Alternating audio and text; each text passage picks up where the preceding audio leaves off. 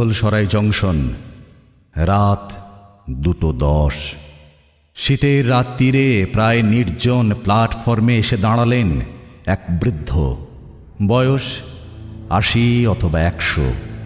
শতাব্দীর জীর্ণতা বয়ে শরীরে দীর্ণ শীতের প্ল্যাটফর্মে হেঁটে যাচ্ছেন বৃদ্ধ।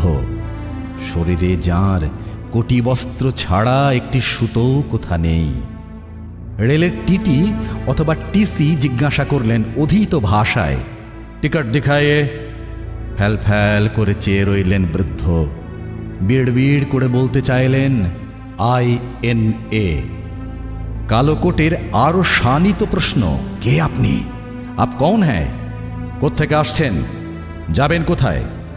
বৃদ্ধ অস্ফুটে বললেন, স্বদেশ। সংবিধানের তহসিলদারগণ যা করেন, দায়িত্ব না নিয়ে ঊর্ধ্বতনের কাছে পাঠিয়ে দিলেন। ঊর্ধ্বতন আরও গভীরে গিয়ে জানতে চাইলেন, আপনি কি মালয়ালি, তামিল, তেলেগু, কন্নড়, বাঙালি, বিহারি, অসমিয়া? কে কে আপনি? বৃদ্ধ বললেন, INA। অপরিচিত শব্দটি শুনে ঊর্ধ্বতন আবার জিজ্ঞাসা করলেন, আপনি কি বড়, খালিস্তানি, কে এলো, মাওবাদী? কে কে আপনি? আবার একটাই উত্তর, INA।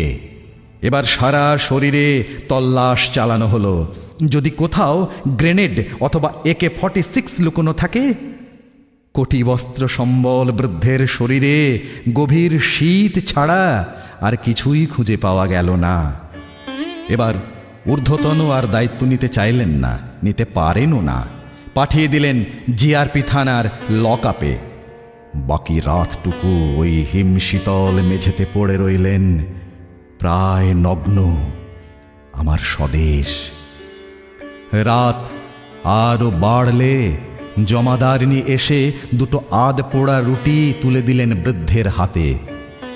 কতদিন পরে এই অর্ধাসন। জমাদারনি জানতে চাইলেন মমত্বের ভাষায়, বাবা আগর বুড়া না মানো তো? আপনি কি কাউকে খুঁজছেন? বৃদ্ধ ইতিবাচক মাথা নাড়লেন। এত বড় দেশে কাকে খুঁজছেন? কোথায় পাবেন তাকে? তিনি কি আপনার আত্মীয়? সমবেদনায় বৃদ্ধের চোখ থেকে নেমে এলো জলধারা। খুঁজে পেতেই হবে, পেতেই হবে আমার আত্মীয়দের।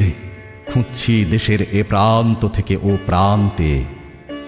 বৃদ্ধ এবার কাপড়ের খুঁট খুলে মেলে ধরলেন একটি বিবর্ণ হলুদ কাগজ। 4 জনের নাম সেখানে। এরাই আমার আত্মীয়। এই দেখো, মোহনদাস করমচাঁদ গান্ধী। তিনি আমাদের বলেছিলেন, There is an indefinable, mysterious power that pervades everything. I feel it, though I do not see it. It is this unseen power which makes itself felt and yet defies all proof, because it is so unlike... Mohandas বলে দাও, কবে, কিভাবে সেই মুক্তির দিশা আসবে? কতদিন তোমায় খুঁজছি, এর উত্তর জানবো বলে।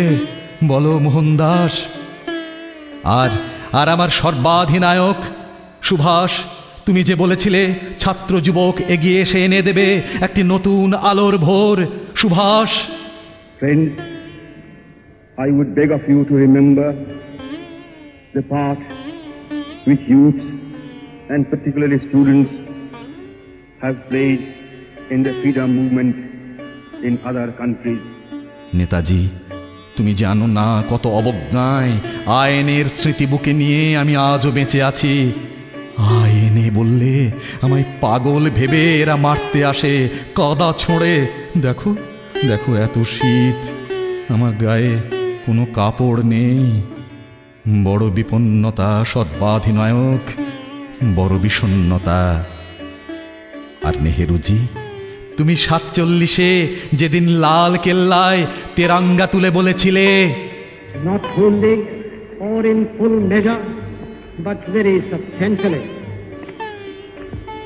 at the stroke of the midnight hour, when the world sleeps, India will awake to life and freedom. Mukherjee, তোমার স্বদেশ আজ যন্ত্রণাবিদ্ধ। অন্ন নেই, বস্ত্র নেই, বাসস্থান, শিক্ষা, চিকিৎসার থেকে বঞ্চিত দেশের কত কত মানুষ, আর কিছু যক্ষের হাটে কোটি কোটি সম্পদ। কবে কবে আসবে সেই সোনালী স্বপ্নের ভোর? কবে কবে? ভোর হতে খুলে দেওয়া হলো জিআরপি লকআপের তালা। বৃদ্ধ নেমে এলেন প্ল্যাটফর্মে। চারিদিকে চেয়ে দেখলেন মাকড়সার জালের মতো রেল লাইন। উত্তরে, দক্ষিণে, পূর্বে, পশ্চিমে এর যে কোনো প্রান্ত ধরে ভারতবর্ষের অন্তরে পৌঁছে যাওয়া যায় অন্দরে।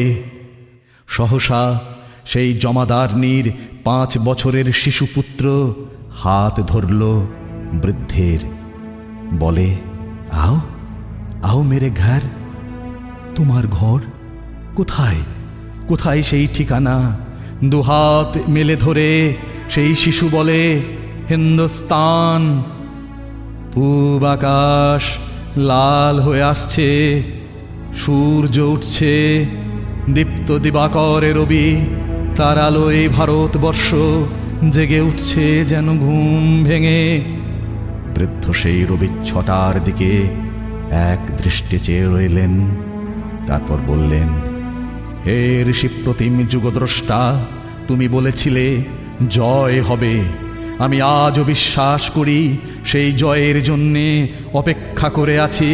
সেই জয় মানবতার জয়, মনুষ্যত্বের জয়, জীবনের জয়।